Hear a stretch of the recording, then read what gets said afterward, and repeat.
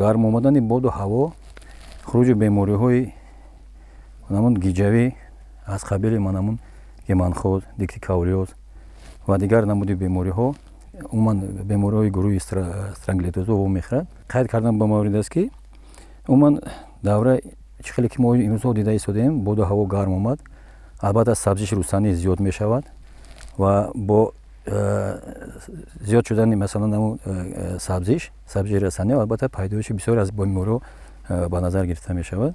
дида мешавад. Умуман бояд ки аз ҳамун хӯрокҳои консентратӣ дар ҳамин шабрӯз ҳатман истифода бурдан даркор аст. Ба қадри ҳар саҳар масалан дар даврае ҳастае ки замин масалан намуд шак мереза, хунукӣ мешавад, қаратун мешавад, додани хӯрокҳои консентратӣ ахалан ба қадри 150-200 грамм ба як сар чорво барои он ки мо дараҷаи манамун фарбегиро мисол нигоҳ дорем, барои он ки насли солим гирем, албатта тавсия медодем ки аз ҳамин хӯрокҳои консентратӣ албатта ҳамин шабрӯз истифода баранд.